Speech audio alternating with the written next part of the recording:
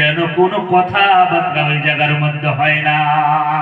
আর যদি তোমরা কোনো হট্টগোল করো না, তোমরা কোনো হট্টগোল করবে না, চেঁচামেচি করবে না, যেন তোমাদের উপরে আমি আল্লাহর রহমত বর্ষিত হয়। বলি সুবহানাল্লাহ। আমার বন্ধুগণ, আমার ভাইরা, কথা বলতে হবে। কোরআন শুনলে কি হয়? কোরআন শুনলে কি হয়? আল্লাহর রহমত বর্ষিত হয়।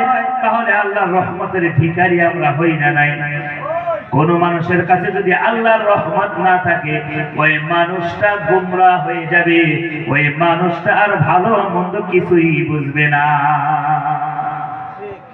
সাপেকে কব ব্যাং, ব্যাংকে কব সাপ, মানে সমস্ত কিছু তার কাছে হালাল, কোনো অজাইজ বলা বস্তু তার কাছে থাকবে না। আমার বন্ধুগণ, আমার ভাইয়েরা, এই জন্য আল্লাহর কোরআন শুনেন। আল্লাহর কথা যেই জায়গায় আলোচনা হবে, যারা প্রকৃত মুমিন, যারা প্রকৃত ঈমানদার, তাদের দিলের মধ্যে ভয় হবে, তারা ভয় অনুভব করবে।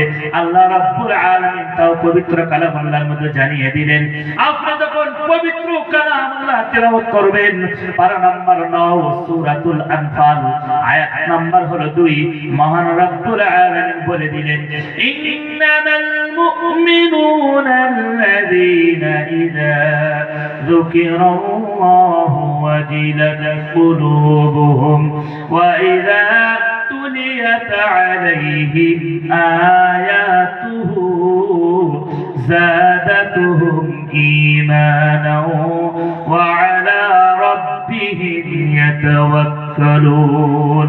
আল্লাহ রাব্বুল আলামিন বললেন, ঈমানদার হলো ওরা যখন আমি আল্লাহর নাম হয়, তখন তাদের অন্তরটা কম্পিত হয়ে যাবে, ভয়ে ভীত হয়ে যাবে।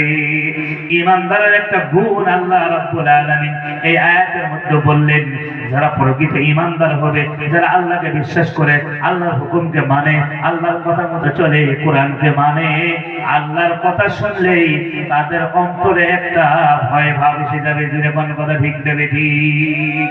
ঈমানদার আল্লাহর কথা শুনলেই ভয়ে কেঁপে উঠবে। হায় হায়, এই জায়গার মধ্যে আল্লাহর কথা হয়, সেই জায়গার মধ্যে আমরা ঘোরাফেরা করি। কথা ঠিক না ঠিক? আল্লাহ রাব্বুল আলামিন বললেন, যখন তোমাদের সম্মুখে আমার কোরআন তেলাওয়াত করা হবে, তখন তাদের ঈমান আস্তে আস্তে আল্লাহ রাব্বুল আলামিন বৃদ্ধি করে দেয়। আর ওই সব মানুষ আল্লাহর উপরে ভরসা করে। বলি সুবহানাল্লাহ। সুবহানাল্লাহ। ঈমানদার কার উপরে ভরসা করে? কি ভাই, ঈমানদার কার উপরে ভরসা করে? আল্লাহ, আল্লাহর উপরে। কথা ঠিক না ঠিক? আল্লাহকে ছাড়া দুনিয়ার কোন বস্তুর উপরে তার বিশ্বাস থাকবে না। কারণ একমাত্র ভয় করতে হলে, মহব্বত করতে হলে, ভয় করতে হলে একমাত্র আল্লাহকে ভয় করবে। কথা ঠিক না ঠিক? তারপরে বাহির। আমার বন্ধুগণ, এই জন্য আল্লাহ রাব্বুল আলামিন ঈমানদারের গুণ এই আয়াতের মধ্যে বর্ণনা করলেন, যে ঈমানদার যারা হবে, তাদের আল্লাহর কথা শুনলেই তাদের অন্তরে একটা ভয় এসে যাবে। আর ঈমানদার ওই যে কোরআন যখন শুনবে, তাদের ঈমান আস্তে আস্তে বৃদ্ধি পাবে, আর তারা আল্লাহর উপরেই ভরসা করবে। জোরে কোন কথা ঠিক না ঠিক?